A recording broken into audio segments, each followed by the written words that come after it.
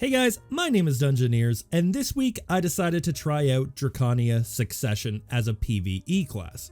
Now, this was said to be a terrible idea by basically every single person I've ever met in my life, but I wanted to check if it was an actual terrible class or if the numbers were just low. I don't care if my class pulls less trash per hour than other classes as long as it's enjoyable to play. So I got myself a Drakania, got her power leveled up to level 61, headed out, did some skill point grinding, did some Star's End, did some Sakraya, and finally tried out some Orcs. And I have a couple ideas of what it is that it is good at, what it is that it's bad at, and what we can do in order to make it better. This is my impressions of Drakania, and I hope you enjoy the video. Alright guys, now the first thing I did on my Drakania is I managed to go out and I decided to do some Sulfur Mine and I decided to do some Polly's Forest. I really wanted to try out her one-shot grinding for two different reasons. One, you need skill points, right? You're going to need skill points, especially as you're playing a Succession class, and I wanted to see how her one-shot grinding was.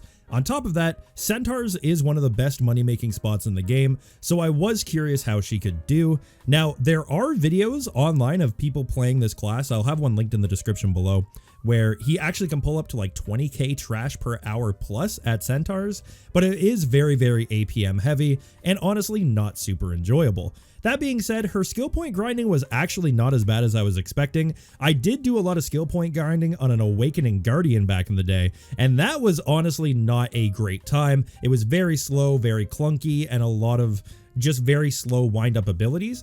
And while Drakania does have that same problem, she does have a ton of mobility in order to make up for it, right? So on your Guardian, you have things like your forwards F and a couple dashes, and that's pretty much it. Whereas Drakania, you have tons of mobility and a lot of skills that kind of project you forwards. So her skill point grinding was actually not the worst I've ever had in the game, but to be completely honest, it really wasn't the best. Like I said, I have seen players pull some insane trash numbers at one-shot spots like Centaurs, but when it really comes down to it, it's very APM heavy, and realistically, if you're going to be a Centaurs type of grinder where you just, you log in once a day and you burn your Agris there, there's so many better classes to pick from, like Awakening Valkyrie, Awakening Nova, any of the Musas. Like, there's just better classes to be doing this on, but it is nice that it's not absolutely garbage to grind skill points on. There are plenty of classes out there where for skill point grinding, you literally just basically don't even want to play them. Play it on another class and transfer it over, or maybe you want to play an Awakening instead of a Succession. But honestly, her Succession is not that bad for one-shot grinding. And honestly, I'd give it like a 6 out of 10, maybe a 7 out of 10. If I put more practice in, it could probably get up to an 8 out of 10. Like I said, I've seen some pretty incredible things. All right, guys, after I got enough skill points, I decided to go out and try the spot that I thought she would be best at, which I really wasn't wrong, which is Star's End. Drakania has a very good ability for Star's End, which is the ability to have a ranged pull and then the ability to pre-buff yourself and have those pre-buffs blow up the crystals, and then you have a big heavy hitting down attack. Once your ions are already charged up, your Brimbolt abilities do a ton of damage. They all have down attack, and honestly, she is very good at Star's End. She's not the best class I've ever played at Star's End, but she is actually very, very solid. Like I said, she has her backwards E for pulling, and then all you got to do is your pre-buff combo, get your ions up, and then once the crystal explodes and the mobs are on the ground, either Brimbolt Slash, or you use Ascension, or you use your Shift E, and you'll basically one-shot those packs. You got plenty of mobility for going in between pack to pack. You can do temple rotation pretty well because you have your forwards F, your space bar, you have a lot of mobility, and honestly, she's pretty solid at Star's End. I didn't have a chance to try her out at Sakraya. Unfortunately, she does have a major issue, which is that I find that your pre-buff combo is completely necessary, right? Because you have to get your ions up to make sure that you're going to be doing damage. But her pre-buff combo isn't protected. So if you're in a spot where the mobs just kind of come up to you and they start wailing on you while you're pre-buffing, you do lose quite a bit of health, and your healing really only kicks in when you're below 50% HP. So Star's End, she was actually very good. I managed to have some very solid hours there, and overall it was pretty enjoyable. Sakraya was a little bit scarier. Maybe if I had a bit more gear, she wouldn't have been so scary there, but with 338 DP and a DR build, she still kind of felt iffy, like I was trying to pre-buff, And the big issue is during your pre-buff combo, you can be CC'd because again, it's not protected, right? So you're trying to get all these pre-buffs out and make sure you get your ions up and you're ready to do your big damage ability. All of a sudden you get knocked down, all your skills go on cooldown and you're kind of just screwed. So not the best at Sakraya, but honestly, her Star's End grinding was pretty damn effective. I had a good time, never got a disto drop, but hey, never lucky, you know? Alright guys, and the last place that I managed to test her out in the little week that I was testing her was I decided to try her out at Orcs, where I had a pretty bad time. I have seen Drakanias on YouTube do really, really well at Orcs. I'm not saying that she is a terrible Orc class. However, you are going to need more gear than some other classes. Like I said before, I've been to Orcs on my Mystic. I can do it no problem. I've done it on my Dark Knight no problem. And I've done it on a couple other classes with the same gear. But when I went on Draconia, it was very scary. Again, a lot of your abilities are slow, heavy wind-up abilities where you're basically just unprotected and taking damage while you're using them. I think that the initial way that it's supposed to work is while you're doing that, you lose a little bit of HP, and then when you do your big damage abilities, they heal you through the ion system. Unfortunately, if you don't have enough HP to actually survive that tanking, you're really not going to be able to heal back up enough in order to go to the next area. So it was kind of rough doing it at Orcs. After that as well, when you get a weapon, your skills with your big AoEs are actually not on a great cooldown. So when you're one-shotting packs, you start to run out of abilities and it honestly just feels kind of bad.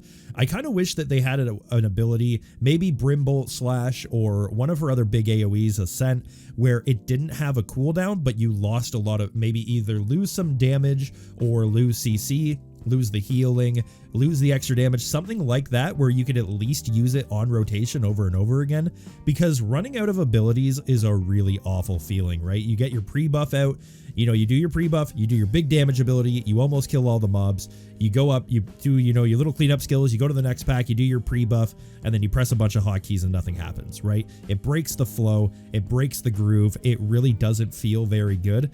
And then you have to start relying on weaker abilities. Unfortunately, she really didn't feel good here. Now again, that being said, I have seen people who are really over-geared for Orcs, and she does really, really well there, but that's the problem, right? If you're completely over-geared for a spot, you can basically take any class and put them down, and it's going to look good, right? I mean, you could say that, you know, Tamer, for example, is usually said to be a not very good class. I don't know for sure, but if you take a 290, 380 Tamer and put her at Orc, she's probably going to pull decent trash loot.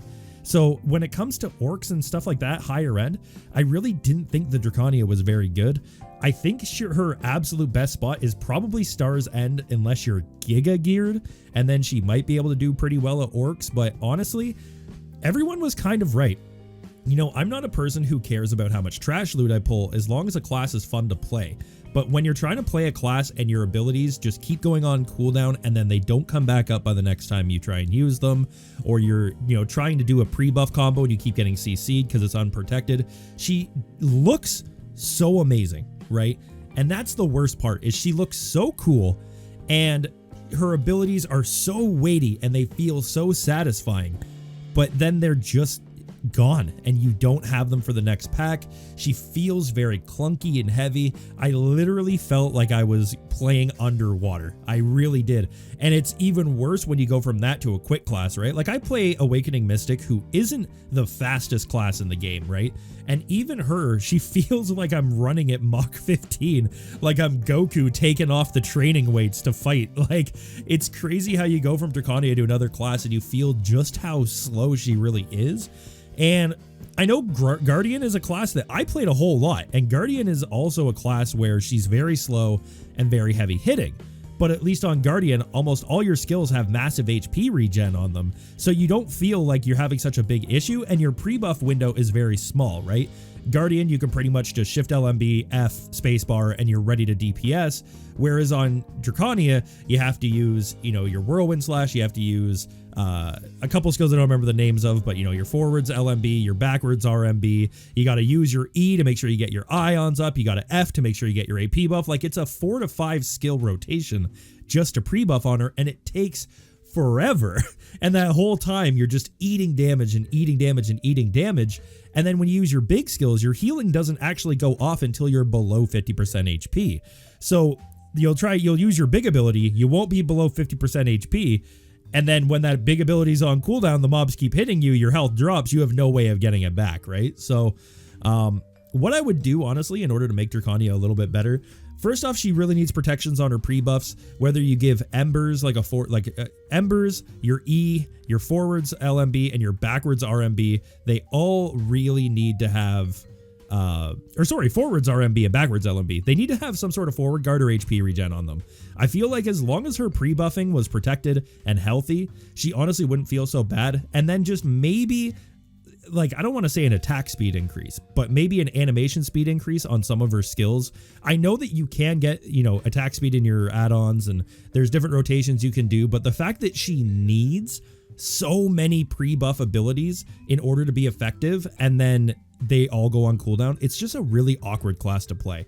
I feel like she was specifically made for PvP because in PvP, basically, if you get your pre-buff combo and then you hit somebody with a Brimbolt, they're going to die. Right? It doesn't matter what the cooldown on it or the pre-buffs are, because as long as you can get that Brimbolt off, you're going to blow up anyone you hit. But when it comes to grinding mobs, especially in today's meta where it's very blow up, run, blow up, run, blow up, run, you really need to have lower cooldowns. So I think the way that they need to fix her is either rely on less abilities for pre-buffing, maybe let you get your ions back on a few more abilities instead of just your E, for example, and your right mouse button. Maybe allow yourself to have some HP regen on her pre-buff abilities, or allow her big AoEs, Ascent, Brimbolt, Shift E, whose name I never remember. Maybe I'll have those abilities have no cooldown, or at least a much reduced cooldown, but have them maybe have less damage or something like that. But I am not a game designer. These are just little ideas I've had while playing the class for a week. Unfortunately, the question is, does she suck? No, I don't think she sucks. She's definitely not the worst class in the game. However, she definitely could use some love from PA on the PvE standpoint. I think, honestly, she doesn't need damage changes. I think she needs protections, and she needs a slightly lower amount of cooldown, even if those protections are just for PvE in order to make it so her PvP stays balanced. I don't know, but she definitely needs some love. So to answer the question, does Draconia suck? No, but she's not great.